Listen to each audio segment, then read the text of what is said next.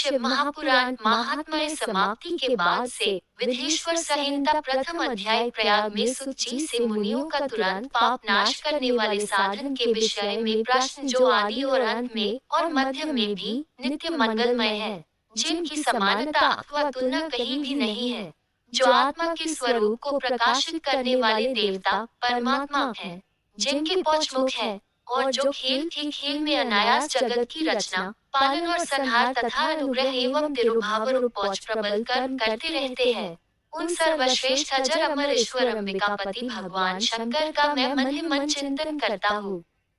व्यास जी कहते हैं, जो धर्म का महान क्षेत्र है और जहाँ गंगा यमुना का संगम हुआ है, उस परम पुण्य में प्रयाग में जो ब्रह्मलोक का मार्ग है, सत्यव्रत में तत्पर रहने वाले महातेजस्वी महाभाग महात्मा मुनियों ने एक विशाल ज्ञान यज्ञ का आयोजन किया।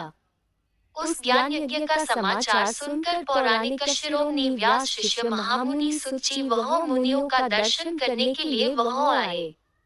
सुत जी को आते देखकर सब मुनि हर्ष से खिल उठे और अत्यंत प्रसन्नचित्त से उन्होंने उनका विधिवत स्वागत सत्कार किया।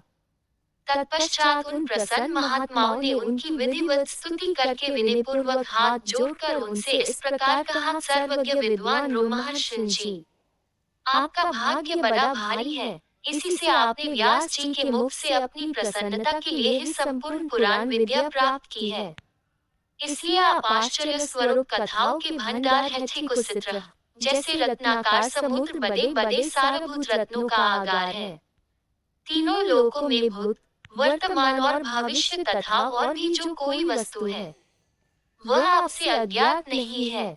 आप हमारे सौभाग्य से इस यज्ञ का दर्शन करने के लिए यहाँ पधार गए हैं और इसी व्यास से हमारा कुछ कल्याण करने वाले हैं, क्योंकि आपका आगमन निरर्थक नहीं हो सकता। हमने पहले भी आपसे शुभाशुभ तत्व का वर्णन सुना है, किंतु उससे हमें तृप्ति नहीं होती, हमें उसे सुनने की बारंबार इच्छा होती है। उत्तम बुद्धि वाले सुत जी, इस समय हमें एक ही बात सुननी है। यदि आपका अनुग्रह हो तो गोपनीय होने पर भी आप उस विषय का वर्णन करें।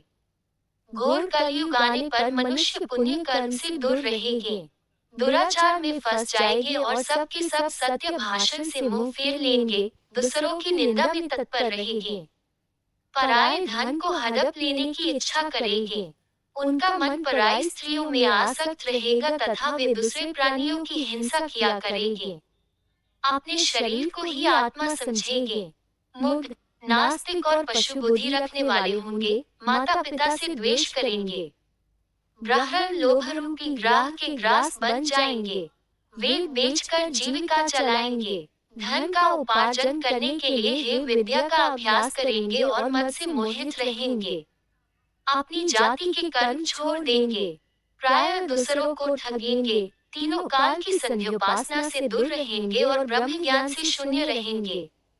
समस्त क्षत्रिय भी स्वधर्म का त्याग करने वाले होंगे, कुसंगी, पापी और व्यभिचारी होंगे, उनमें शौर्य का अभाव होगा, वे कुत्सित चौर्य कर्म से जीविका चलाएंगे, शूद्रों का सा वर्ताव करेंगे और उनका चित्त काम का किंक बना रहेगा। वैश्य संस्कार भ्रष्ट, स्वधर्म त्यागी, कुमार्गी, धनोपार्जन परायण तथा नापतोल अपनी कुत्सित विचार का परिचय देने वाले होंगे। इसी तरह शूद्र ब्राह्मणों के आचार में तत्पर होंगे, उनकी आकृति उज्जवल होगी, अर्थात वे अपना कर्म धर्म छोड़कर उज्जवल वेशभूषा से विभूषित हो व्यर्थ घूमेंगे।